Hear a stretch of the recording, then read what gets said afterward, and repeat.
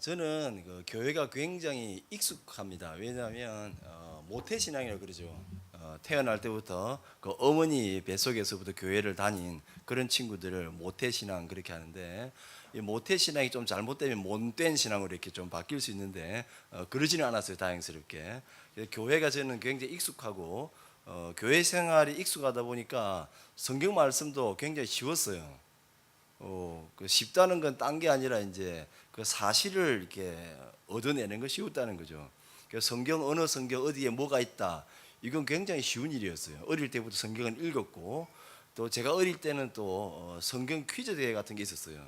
그 지역구에서 1등하면 이제 조금 더 광역으로 나가고, 광역에서 이제 성공하면 전국구로 나가가지고 대회를 하는 그런 게 있었거든요. 그래서 성경은 저에게 굉장히 쉬운 어떤 것이었어요. 그래서 성경을 많이 읽으면 되는 거고, 많이 읽다 보면 그것이 기억 속에, 머릿속에 들어오는 것이고, 사실을 이야기하는 것은 그다지 어렵지 않다는 거죠. 근데 문제는 뭔가 하면 이 성경 말씀이 사실을 체득하는 것으로 끝나는 것이 아니라 거기에 담겨 있는 의미, 그리고 그 의미가 내 개인의 삶 속에서 어떻게 작동하는가에 대한 그 고민은 그렇게 쉽게 풀릴 수 있는 것이 아니었죠. 그래서 우리가 성경을 읽었을 때에 뭐가 어려운가 하면, 읽으면 한국어 성경 읽으면 우리나라 말이기 때문에 읽을 수 있어요. 그리고 누구의 아들이 누구, 그리고 몇 살에 죽었다, 이런 거 아주 간단한 일이거든요. 근데 이 말씀이 지금 우리의 시대에 내 개인의 삶에 21세기, 우리가 21세기에 대부분 다 이제 우리의 생명을 다 하는 그런 이제 연령대 있잖아요. 21세기를 벗어나서 이게 살기는 어려울 겁니다. 그래서 예수님이 21세기 오신다면 우리가 21세기 예수님 맞이할 수 있는 그런 분들이 계시겠지만, 21세기가 지나도 예수님께서 만약에 오시지 않는다면 우리 중에 살아있을 분이 거의 없다고 저는 생각해요. 그러니까 결국에 가만히 생각해 보면 하나님의 말씀이 21세기에 있어서 어떤 의미가 있는 것이고, 그것이 내가 하나님 나라로 가기 전까지만 하나님의 말씀이 중요하지 않습니까? 이 말씀이 내 생명이 끝나는 그 순간에는 그다지 중요하지 않습니다. 왜 그런가 하면 우리는 하나님과 대면해서 우리가 만날 사람들이기 때문에, 이 말씀이 효력이 있는 것은 내 생명이 숨이 붙어 있는 그 순간까지만 이 말씀이 효력이 있는 것이죠. 그래서 이 말씀의 의미를 내가 깨닫는 것은 굉장히 중요합니다. 그래서 제가 이 말씀이 쉬웠다는 것은, 사실을 기억하고 그 기억한 사실을 말하는 것은 쉬웠지만 이 말씀을 의미를 깨달아내고, 그리고 이 의미를 내 개인의 삶에 적용하는 것은 그렇게 만만한 작업이 아니었다는 겁니다. 그래서 제가 이제 마음속에 들었던 생각이 무엇이었는가 하면, 그러면 성경의 전체적인 흐름을 내가 이해하기 위해서 가장 중요한 인물을 내가 이렇게 한번 생각해 보자라는 그런 계획을 세우니까, 첫째가 하나님이셨어요. 아버지 하나님. 그리고 둘째는 성자이신 예수님이셨고, 마지막은 이제 성령 하나님이시죠. 이분은 삼위로 계신 하나님이셨기 때문에 조금 이제 이해하기가 좀 힘들지 않을까라는 생각을 가지면서, 그러면 성경에서 나와 같은 사람으로 이게 인생을 살아간 분 중에 가장 중요한 분이 누구일까 이렇게 살펴보니까, 훌륭한 분들이 많았지만 그래도 제일 마음에 가까이 와닿는 분은 바울 사도였어요. 성경에 거의 14권 가까이 되는 기록을 했으니까. 그래서 이 네 분의 이 캐릭터를 정해놓고 이분들이 가장 중요하게 생각했던 것, 그리고 이분들이 집중했던 것이 무엇인가 이렇게 쭉 이렇게 나름 계획을 세워서 알아보니까 오늘 이 말씀이 저에게는 굉장히 중요하게 다가왔다는 거죠. 그래서 이해하기 쉬운 우리 예수님부터 한번 보도록 하겠습니다. 그래서 제가 이제 요한복음 2장을 읽을 때에 많이 읽었기 때문에 거의 뭐 수십 아니라 수백 번 읽었던 것 같아요. 이 말씀을 읽었기 때문에 그냥 쑥쑥 지나갑니다. 그다음 무슨 내용이 있는 걸 다 아니까. 다 안다는 게 굉장히 이제 말씀을 깨달을 때에 장애 요소가 되는 거죠. 그래서 마치 성경을 어떻게 읽는가 하면, 우리가 이제 월드컵 끝나버렸지만 월드컵에 몇 대 몇을 어느 팀이 누가 넣었다는 것을 알고 있어요, 뉴스를 통해서. 근데 그거 재방송을 보는 순간에는 이게 굉장히 이렇게 흥미도가 떨어진다는 거죠. 알고 있으니까. 성경을 읽을 때에 그런 식으로 읽다 보면 이 말씀이 눈에는 보이고, 그리고 내 귀에는 들릴지 모르지만 내 마음을 때리는 경우는 잘 없다는 겁니다. 그래서 우리가 말씀 읽을 때는 항상 성령의 도우심이 필요하거든요. 그래서 읽을 때마다 하나님 오늘 나에게 어떤 말씀을 주시려고 계획하셨습니까? 라고 기도하는 것이 그만큼 중요한 거죠. 나중에 깨달았어요. 그때는 몰랐고. 근데 말씀을 오늘의 본문을 읽다 보니까 어디에 제 마음이 두 가지 딱 이렇게 걸렸는가 하면, 첫째는 뭔가 하면 예수님이 조금 이렇게 예의 범절이 없으시다라는 게 이제 눈에 들어왔어요. 아니 어머니가 오셔가지고 부탁을 하시는데 어머니도 그 아들에게 부탁하기가 마음이 쉽지 않잖아요. 존심도 좀 상하실 수 있고, 제가 말씀을 드릴 때에 조금 익숙하지 않은 어떤 단어나 발음이 나와도 이해를 하셔야 돼요. 제가 이게 아랫지방 사람이고 서울 생활을 아예 안 하고 바로 선교지를 갔기 때문에 이게 걸러질 수 있는 시간이 없었어요. 그래서 제가 이 강의를 막 하다 보니까 막 웃어요. 앞에 있는 이게 대학생들이. 나중에 휴식 시간에 물어봐. 야, 왜 웃냐? 그러니까 웃었냐 하니까 그건 아니고요. 하는데 이게 선교사님께서 강의하실 때에 발음이 무슨 발음 하니까 부흥 하니까 부흥인지 자기가 이해가 안 된대요. 부흥이 말하는 건가? 막 이러다 한참 헷갈려. 나중에 들어보니까 내용상을 보니까 한국 교회 부흥을 이야기하는구나. 아랫지방 사람은 아래의하고 위에 이게 세운 이게 발음이 잘 안 되거든요. 그래도 이제 이해하는 데는 어려움이 없으니까. 그래서 제가 볼 때 예수님께서 조금 문제가 많으시다. 왜인가 하면 어머니께서 부탁을 하시는데 말씀이 뭔가 하면 어머니 죄송하지만 이렇게 돼야 되는데 여자여 이렇게 이야기해요. 아니 어머니한테 여자여 이게 무슨 황당한 이야기냐, 이게 마음에 걸렸어요. 근데 그 다음 말씀이 이제 이해가 됐죠. 뭔가 하면 내 때가 아직 이르지 않았습니다 라는 말씀을 해요. 이 때라는 것은 목욕탕 때가 아니고요. 이 때가 이르지 않았다는 것은 왜 중요한가 하면 이 세상의 인생을 살아가실 때에 가장 완벽하게 사신 분이 누군가 하면 예수님이죠. 가장 완벽하다라고 하는 것은 마지막 순간에 후회함 없이, 그리고 당신의 해야 될 일을 정확하게 결론 지으시고, 그리고 당신이 가야 될 곳까지 정확하게 알고 가는 인생이 제일 복된 겁니다. 그래서 우리에게 있어서 어려움이 그거잖아요. 나에게 주어진 삶을 완수하는 것도 어려운데, 그리고 그 죽음의 순간도 정확한 타이밍을 맞춰야 되고, 그리고 그것을 끝나는 게 아니라 우리의 인생이 영원으로 이어지는 그 타이밍을 맞추는 게 굉장히 어려운데, 예수님께서 하신 말씀이 뭔가 하면 다 이루었다 하셨잖아요. 맞죠? 다 이루었다 하셨고, 두 번째는 뭔가 하면 아버지여 나의 영혼을 아버지께 맡깁니다라는 말씀하시는 이 모든 것들이요 너무 타이밍이 정확해요. 그래서 심지어는 예수님을 죽이려고 왔던 사람들이 예수님을 죽이려는 그 순간에 못 죽입니다. 뭐라고 되어 있는가 하면 예수님의 때가 이르지 아니하였기 때문에라는 그 구절이 항상 나와 있어요. 그래서 때가 이르지 아니하였다, 때가 되었다라고 하는 것은 예수님의 인생이 그만큼 타이밍을 정확하게 맞추는 삶이었기 때문에 가능하다는 거죠. 그래서 예수님께서 어떤 말씀하실 때는 그것을 그냥 가볍게 생각하면 안 되고 이 타이밍이 얼마만큼 맞냐 이걸 정확하게 보셔야 돼요. 그러니까 예수님께서 어머니의 부탁에 대해서 내 때가 아직 이르지 아니하였다, 이 말씀은 뭔가 이제 이루실 때가 됐다는 겁니다. 그래서 예수님께서 그 뒤쪽에 가시면 11절 말씀을 한번 보시면 예수께서 이 첫 표적을 갈릴리 가나의 혼인 잔치에서 행하셨다는 이 말씀이거든요. 이 첫 표적이라는 것은 굉장히 중요합니다. 왜냐하면 영화도 1탄이 제일 좋아요. 1탄이 성공하면요 2탄 3탄은 그저먹기로 그냥 가요. 그래서 돈 벌려고 2탄 3탄 만드는 거지 작품성이 뛰어난 건 없다는 거죠. 그래서 우리 시대 때 람보 이런 거 1탄으로 끝나서 1탄 뒤에 2탄 3탄은 진짜 시시했거든요. 그래도 보러 가는 게 1탄에 대한 기억 때문에 가는 건데, 예수님께서 처음 1탄을 쏘실 때에 이렇게 첫 이적을 여기서 이런 상황 속에서 행하셨다는 것은 예수님의 전체를 드러내시는 겁니다. 이걸 잘 이해를 하셔야 돼요. 그래서 제가 볼 때에 예수님 좀 데뷔전을 좀 준비를 잘 못하셨다는 생각이 들었어요. 왜냐하면 큰 무대에서 브로드웨이에서 해야 되는데 아주 이렇게 갈릴리라 그러잖아요. 갈릴리는 문화적으로 저기 삼천포, 제가 삼천포 사람이거든요. 그 삼천포 인구가 지금 6만도 채 안 되는데 거기에서 그것도 성구동을 좀 번화한 시내인데 제가 살았던 곳은 와룡산 밑에 용강동이거든요. 거기에서 그리고 누군지 이름도 다 밝혀지지 않는 그 결혼식, 동네 결혼식에서 예수님께서 이적을 행하셨다라는 것은 장소 섭외 잘못된 거고 그렇잖아요. 모든 게 엉망입니다. 근데 굳이 예수님께서 여기에서 행하신 표적을 말씀하시는 것은 그것이 굉장히 중요하다는 겁니다. 이것을 제가 이해가 안 되고 용납할 수 없었어요.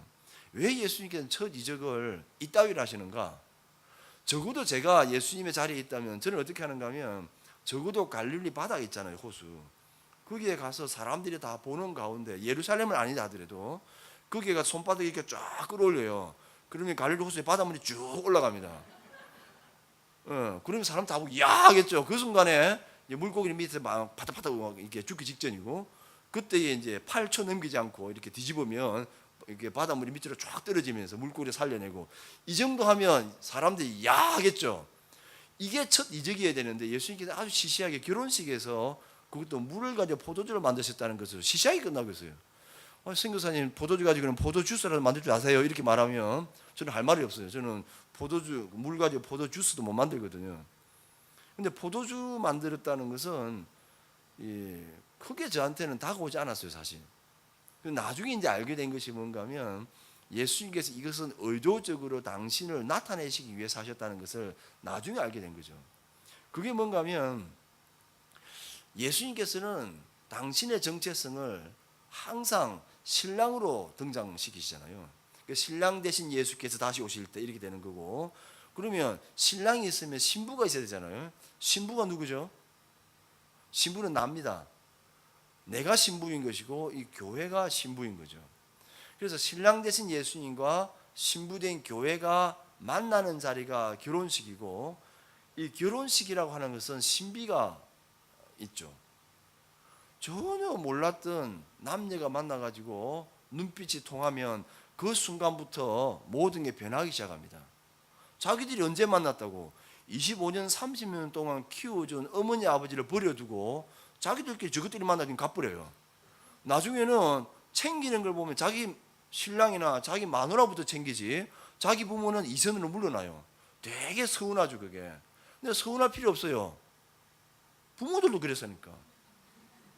자기 부모들도 그렇게 살았잖아요. 처음에는 어머니 아버지 막 하다가 결혼식 끝남과 동시에 그 다음부터는 어머니 아버지는 이선으로 물러나요. 그걸 너무 억울할 필요는 없어요. 자기들도 그렇게 살았고 우리도 그렇게 살 거니까. 우리의 자녀들이 그렇게 살 거라는 사실에 대해서 이미 각오를 하면 마음이 편안해지는데 그거 가지고 막 감정이 복잡해지니까 딸과 부모 사이에 아들과 부모 사이에 문제가 생기는 겁니다. 그래서 이 결혼식이라고 하는 것은 성경 전체에 흐르는 가장 중요한 흐름입니다. 제가 이것을 오늘 나누고 싶어요. 그럼 예수님께서 혼인잔치에서 이렇게 이적을 행하셨다라는 것이 중요하다면 그러면 성부 하나님께서는 이 결혼식을 어떻게 생각하실까라는 것도 생각해 봐야 되고, 성령 하나님의 뇌비전 사도행전 2장이잖아요. 내가 가는데 나 뒤에 오는 그 보혜사 성령이 너와 함께 할 것이고 이렇게 하실 것이 이런 거잖아요. 그래서 성령 하나님 뇌비전을 막 펼쳐서 보면 사도행전 2장에 보면 나와 있죠. 그 사도행전 2장에는 뭐라고 되어 있는가 하면 성령이 오실 때의 모양새가 불의 혀같이 갈라지는, 그죠? 그리고 급하고 강한 바람과 같이 이렇게 되어 있어요. 120명의 예수님의 제자들이 모여서 기도하고 있는데 그때 갑자기 급하고 강한 바람이 확 불더니 뭐가 이게 머리 위에 올라오는데 그게 뭔가 하면 불꽃이 이게 혀의 모양으로 갈라져서 내려왔다. 이것이 성령 하나님의 대비전입니다. 그러면 엄청난 일이 일어나야 되는데 또 이게 역시나 하나님께서는 또 시시하게 등장하셨어요. 120명의 사람들에게 보이시고 그리고 이게 지진도 일어나잖아요. 적어도 어떻게 돼야 되겠어요? 예루살렘 성벽이 꽝 하면서 예루살렘 성벽이나 성전이 꽝 하는 순간에 다 돌들이 그냥 막 깨지면서 흩어졌다가 또 갑자기 후다닥닥 이게 레고가 쌓이듯이 또 쌓이면 그런 사람들이 다 이렇게 와 뭔가 큰일이 났다 생각할 건데 성령 하나님께서는 고작 뭐 하셨는가 하면 방언의 어떤 그 형태로 오셨다는 아주 시시한 등장을 하시잖아요. 그래서 성경 말씀 읽으시면서 이런 생각 한 번도 안 해보셨어요? 되게 시시하다. 예수님도 시시하시든지 성령님도 좀 시시하시다라는 생각을 저는 해봤었어요 어릴 때. 이걸 이제 해결해야 되는데 이것을 해결해 주신 분이 성부 하나님이셨어요. 그래서 성령 하나님께서는 이게 임하신 다음에 일어난 현상이 뭔가 하면 사람들이 각자의 언어를 쓰는데 알아듣는 사람들은 자기 나라의 모국어 방언을 알아듣는다는 겁니다. 외국 나가신 분들은 아시겠지만 이것이 한국 사람들은 좀 납득이 안 되는 거죠. 다 우리가 알아들으니까. 물론 이제 경상도, 전라도, 제주도 좀 이상하긴 하지만 그래도 거의 다 해석이 되잖아요. 근데 이 사람들은 외국어가 그대로 들렸다는 것은 하나님의 뭔가의 계획이 있다는 거죠. 타이밍에 딱 맞게. 이것이 왜 중요한가 하면 저는 창세기 11장 말씀을 읽을 때마다 굉장히 마음에 안 드는 것이 우리의 이제 조상들이죠. 괜히 그 바벨탑 만들어 가지고 우리를 엄청 힘들게 만들었어요. 제가 언어를 전공은 했지만 만만한 건 아니었거든요. 제가 선교지로 가서 마음대로 못한 이유가 뭔가 하면 언어를 배워야 돼요. 터키어를. 내가 이게 말을 가지고 후려쳐야 되는 그런 상황인데 이게 나는 제대로 한다고 생각하는데 이 사람들은 맹하게 그냥 앉아 있어요. 이게 나중에 알았는데 나는 제대로 한다고 생각했는데 사실은 들린답니다. 무슨 말 하려고 하는지를 알겠대요. 근데 이 마음에 부닥침이 없다는 겁니다. 감정이 안 일어날 뿐만 아니라 감정이 일어나지 않는데 어떻게 영적으로 이렇게 일어나겠어요? 이런 어려움이 있다는 거죠. 그래서 외국어를 공부하는 거 우리 수다하게 손바닥 맞았거든요. 이틀에 한 번꼴로 영어 단어 시험을 쳤어요. 50개 단어 시험을 치면 그중에 5개를 틀리면 통과입니다. 90점 넘으니까. 근데 거기서 하나가 모자라면 한 대입니다. 2점에 한 대씩. 이렇게 이틀에 한 번씩 우리는 맞으면서 공부를 했거든요. 그 영어 선생님이 나이가 많은 할머니 뻘 되는 누님이셨는데 이분이 때리면 얼마나 아픈지. 왜냐하면 이분이 60이 돼서 테니스하는 분이었거든요. 그러니까 테니스 이렇게 때리듯이 우리 손바닥을 치니까 얼마나 아팠겠어요. 그러면서 맞을 때마다 생각 드는 게 괜히 바벨탑 쌓아가지고 그러잖아요. 바벨 사건을 보면 화가 나죠 우리는. 근데 사람이 이상해요. 이 바벨탑을 보면 인생이 드러나는데 그때나 지금이나 똑같습니다. 이상하게 인생은 하나님께서 하라고 하는 건 안 합니다. 하지 말라고 하면 끝까지 하는 게 인생이죠. 아담과 하와에게 주신 말씀이 뭔가 하면 생육하고 번성하고 이렇게 흩어져서 땅을 다스리고 정복해야 되잖아요. 근데 아담은 뭐 그렇다 하더라도 이 노아 이후에 일어난 하나님의 그 약속이 뭔가 하면 역시 똑같이 생육하고 번성하라 그랬어요. 그래서 흩어져서 똑같은 말씀을 주셨거든요.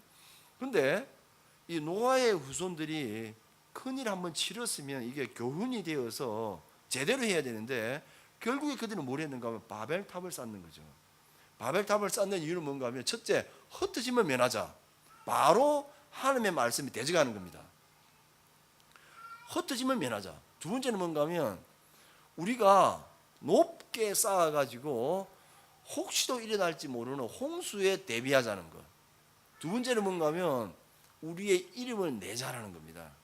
그러니까 이 말씀을 우리가 읽어보면 인생이 그대로 드러납니다.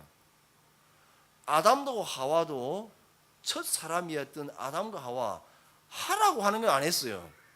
하지 말라고 하는 것은 꼭 합니다. 그렇게 된통 당했는데도 불구하고 노아에게 하나님께서 물론은 절대 심판하지 않겠다 무지개 보여주시거든요. 그래서 흩어져라 하니까 안 흩어지는 겁니다.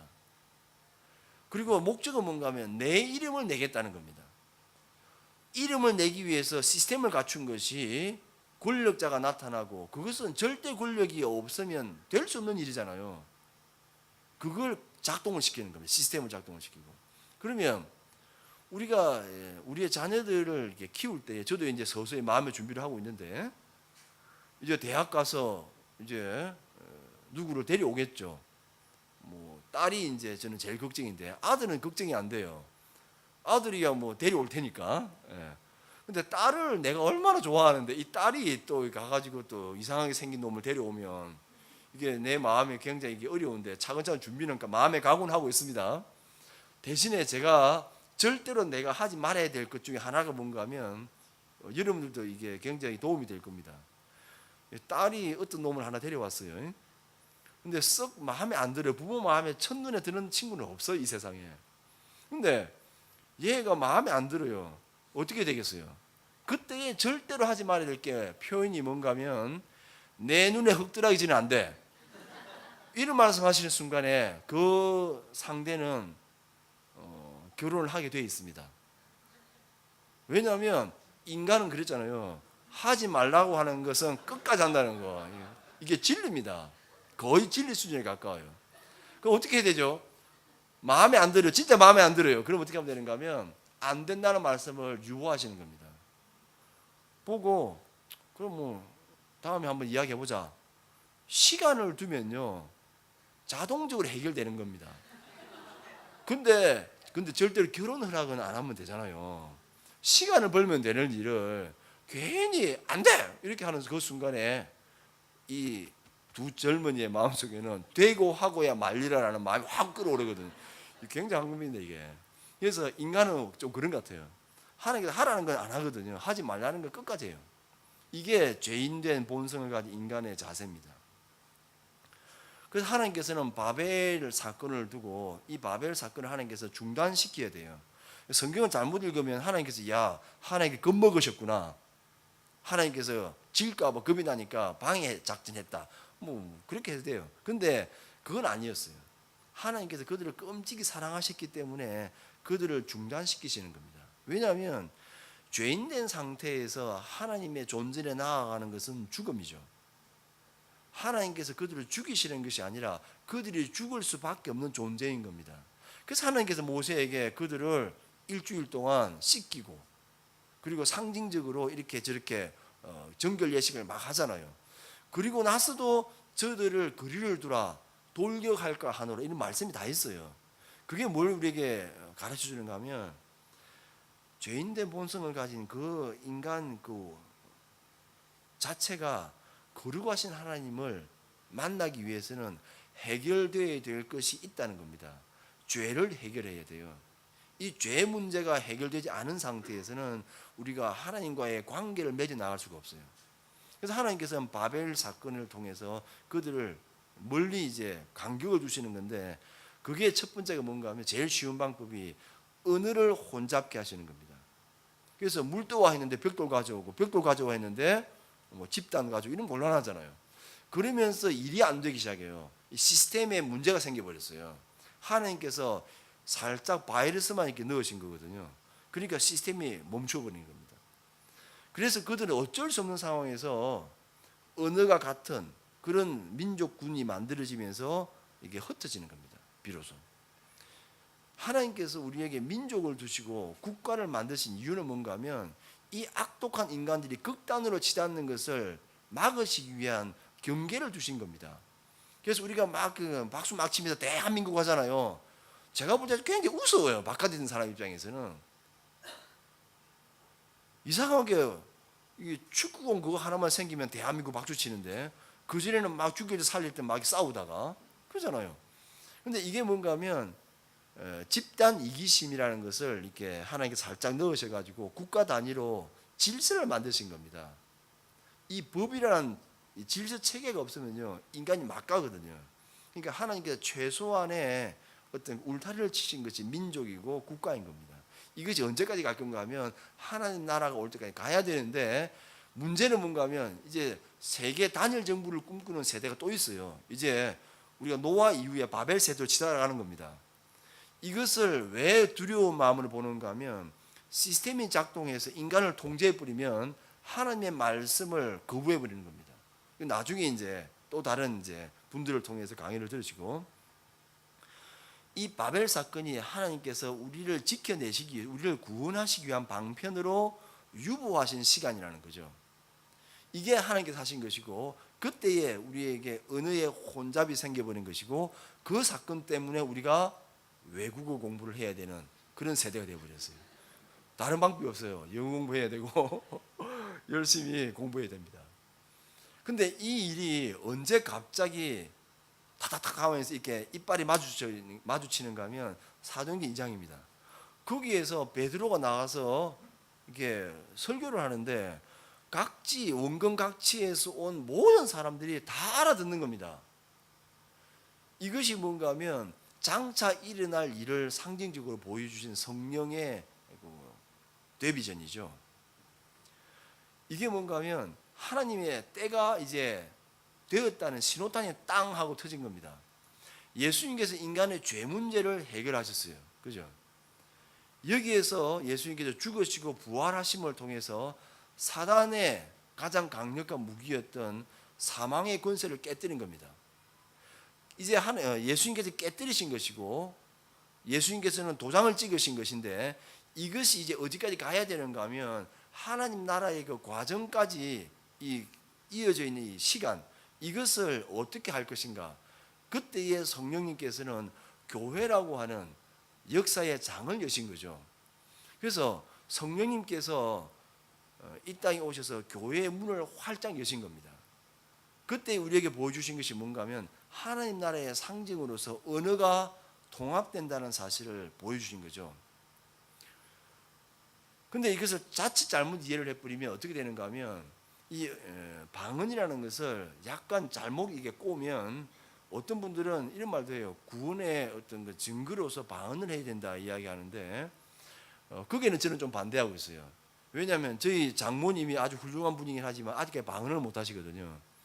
그래서 결혼하고 이제 처갓집에 가서 처가에 가서 자고 아침에 또 기도회 가고 새벽 기도회 하고 마치고 막 기도하고 나오니까 교회 바깥들에 장모님이 계시더라고요. 혼자 앉아 계시더라고요.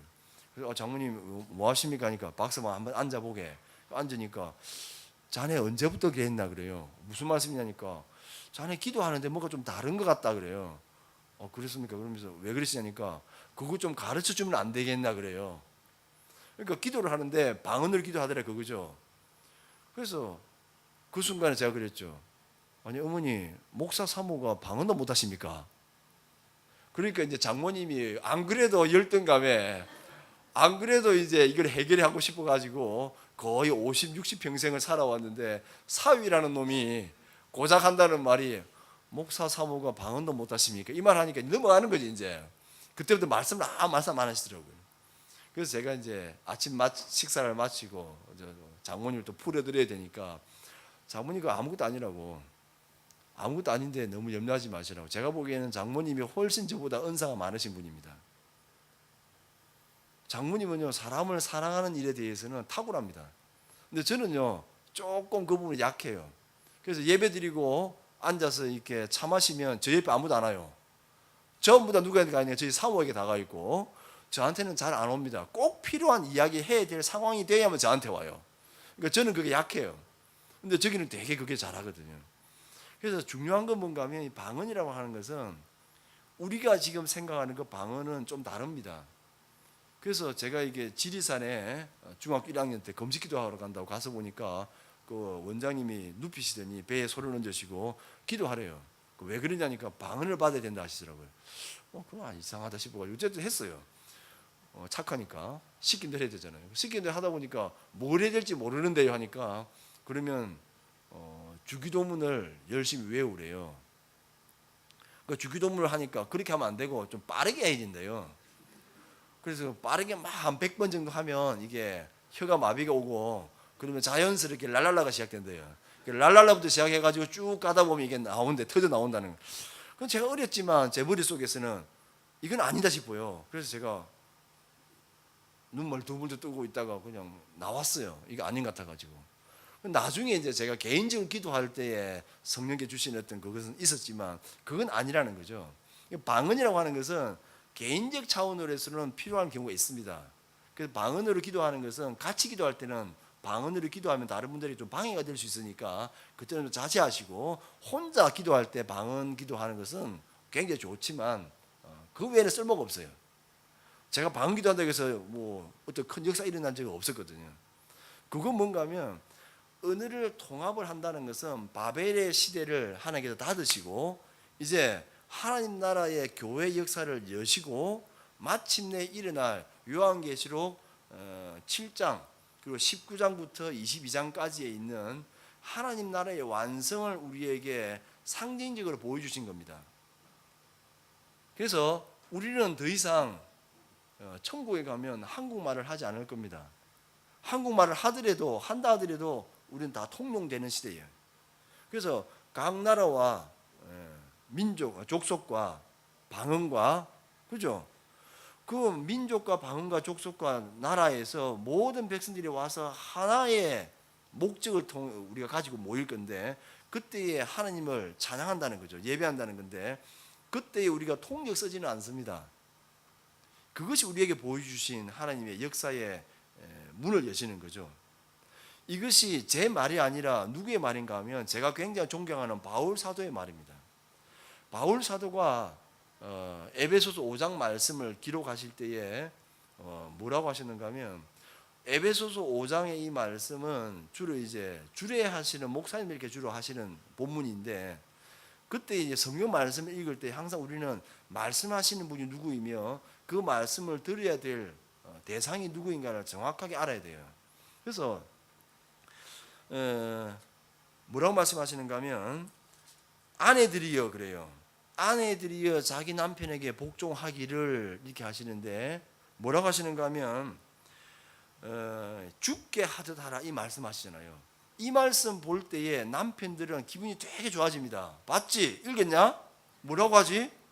그래서 성경을 펴가지고 갖다 줘요. 내가 눈이 좀 침침해서 한번 읽어줄래 하면서, 그래서 에베소서 5장 22절 말씀 의도적으로 펼쳐서 가져가요. 그 부부싸움하고 나서. 그러니까 보니까 아내들이여 남편들에게 복종하기를 죽게 하듯 하라 되어 있으니까, 남편은 굉장히 기분이 좋아지지만 아내들은 안 그래도 기분 나빠 죽겠는데, 이 말씀 보니까 기분 나쁘잖아요. 근데 문제는 뭔가 하면, 예수님께서 아내들에게 하신 말씀이잖아요. 이때는 남편들은 입 딱 닫고 가만히 있어야 돼요. 귀를 열어야 될 사람은 누군가 하면 아내들이 귀를 열어야 되거든요. 아내들에게 하신 말씀이잖아요. 그 다음 등장하는 게, 남편들이여 자기 아내 사랑하기를 주께서 교회를 사랑하신 것 같이 하라, 이 말 돼 있잖아요. 근데 이상하죠. 왜 아내들에게는 복종하라 그러고 남편들에게는 사랑하라 그러죠? 그래서 잘 아셔야 되는 것이, 여자들은 사랑할 줄 모릅니다. 그래서 제일 어리석은 남자가 누군가 하면, 너 나 사랑해, 이거 확인하고 싶어하는 남자 있잖아요. 이 바보입니다. 여자는 사랑을 할 수 있는 존재가 아닙니다. 그럼 사랑은 누가 하느냐? 사랑은 남자의 고유 권한이죠. 남자가 여자를 사랑할 수 있지, 여자는 남자를 사랑할 수 없어요. 성경적으로 보면 정말입니다. 왜 그런가 하면, 남자를 먼저 지으시고 아담에게 하나님께서 하와를 끌어오셨잖아요. 결혼의 중매는 하나님이 하시는 거죠. 그래서 남편이 해야 될 일은 뭔가 하면, 열심히 사랑만 하면 돼요. 아내를 사랑하는 방법은 여러 가지죠.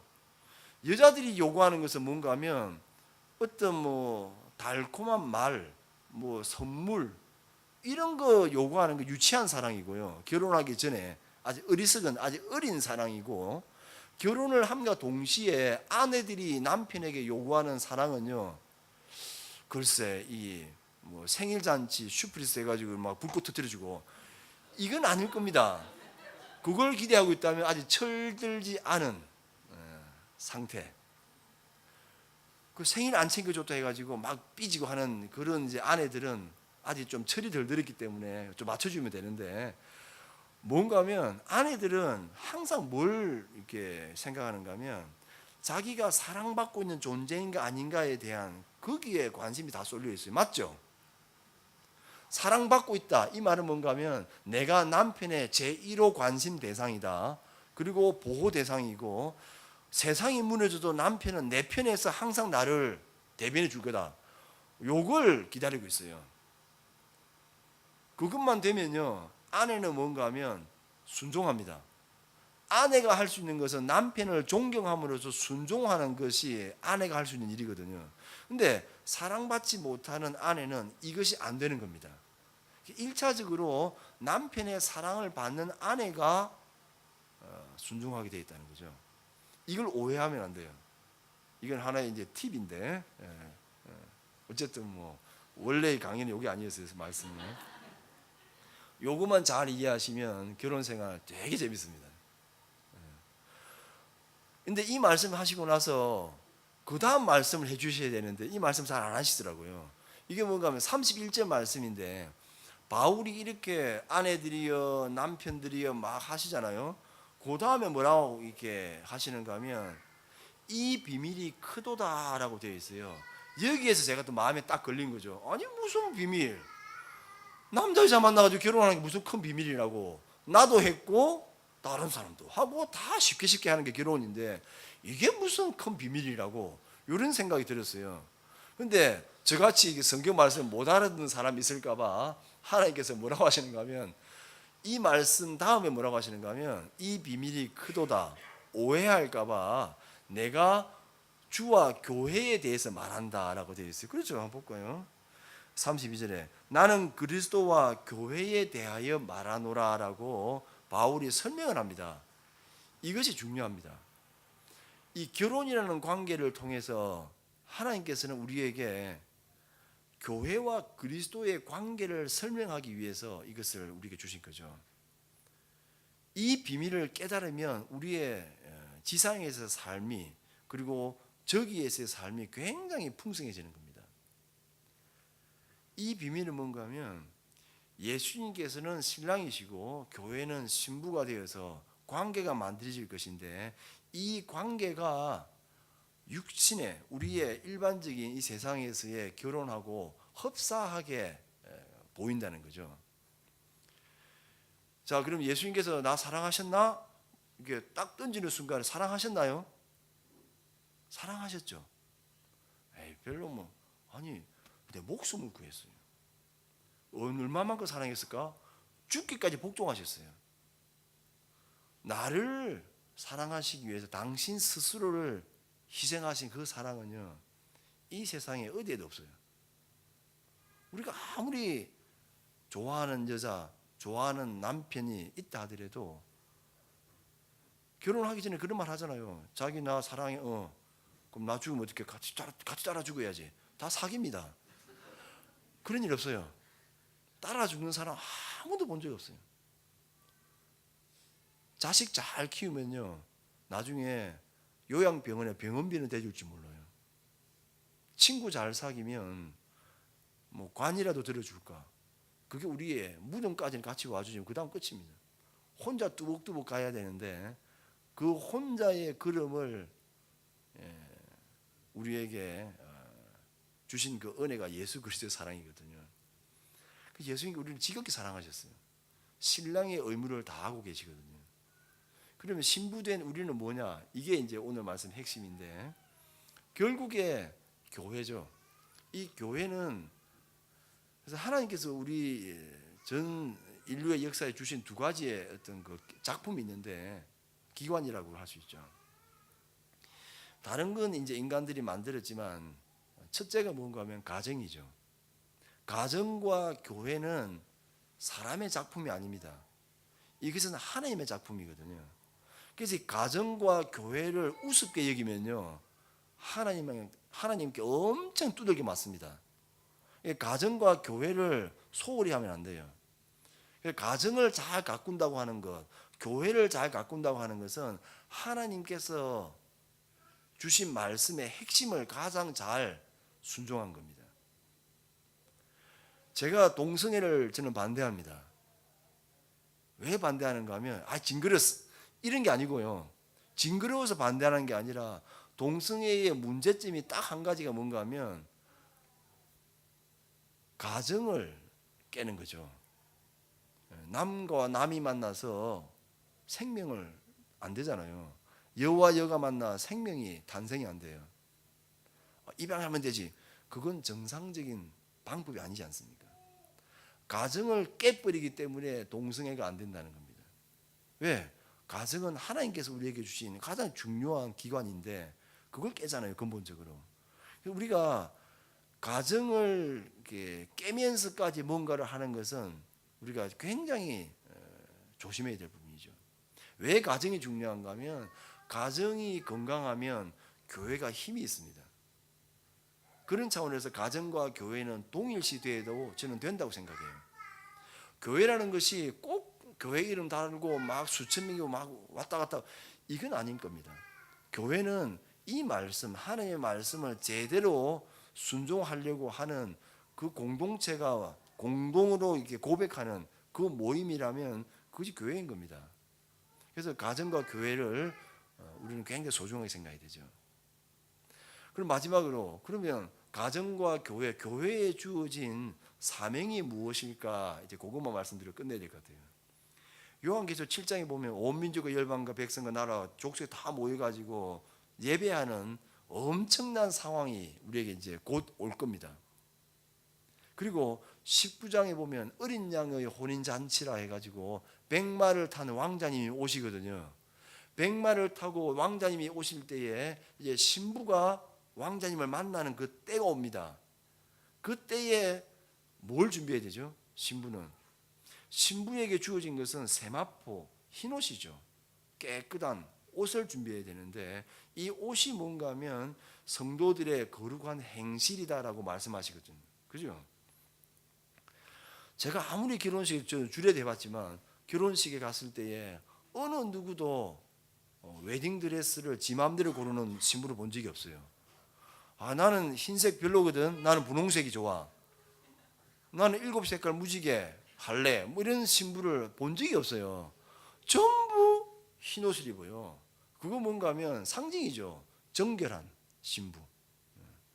그렇기 때문에 하나님께서 우리에게 요구하시는 교회의 사명은 첫째는 뭔가 하면 우리가 정결한 우리의 행실을 올바르게 해서 정결한 삶으로 우리의 삶을 마감하는 것이 첫째입니다. 그러면 우리가 열심히 세탁만 하면 되겠습니까? 그건 아니죠. 플러스 뭔가 하면 사명이 있어요. 그래서 우리에게 주어진 것은 교회적으로 공동체적으로 정결하게 우리가 교회를 가꾸어 가는 것 하나, 또 동시에 뭘 해야 되는가 하면 우리에게 주신 21세기, 나에게 주신 이 짧은 기간, 우리를 또 공동체로 함께 부르신 이 시간 동안 하나님께서 우리에게 주신 그 공동의 사명이 뭔가 하면 결국에 교회를 개척하라는 것이고 결국에 아이를 낳으라는 거잖아요. 결혼했으면 애를 낳는 것이 좋습니다. 교회가 이렇게 모였잖아요. 그러면 규모가 크든 규모가 적든 그건 크게 문제가 안 돼요. 애를 낳아야 돼요. 그래서 이 교회로 모였다면 이 아기를 낳을 때 어디에다 아기를 낳을 건가? 그건 여러분들의 역량에 달려 있는 겁니다. 북한에도 교회 세우고 싶으시면 세우세요. 너무 좋은 일이잖아요. 너무 귀한 사명이죠. 우리 민족이 참 기구하고 독특한 운명을 사는데 이런 민족이 없습니다. 아직까지 이렇게 분단되어 가지고 60년 넘게 이렇게 하는 나라가 어디 있어요? 그래서 이 문제는 꼭 교회가 풀어야 돼요. 그리고 다른 민족과 열방에도 보내고 결혼시켜서 아기를 낳도록 하시는 것이 중요합니다. 이 두 가지. 결국에는 교회가 교회스럽게 그 정체성을 꾸준히 주님 오실 때까지 이어나가는 그것이 첫 번째고, 두 번째는 사명으로서 온 민족과 열방을 섬기는 것. 이것이 교회의 핵심 가치가 된다면 하나님께서 이 교회를 계속 사용하실 것이고, 이 교회를 통해서 하나님께서 당신의 멋진 결혼식을 아름답게 치장하실 것이라 저는 믿습니다. 여러분들의 수고와 노력을 통해서 그날에 우리가 함께 모였을 때 온 나라와 족속과 열방과 방언에서 모여든 수다한 사람들이 동일한 노래를 부르며 신랑 되신 예수님과 함께 만나 나누는 그런 자리가 펼쳐질 것이고, 이제 얼마 남지 않았습니다.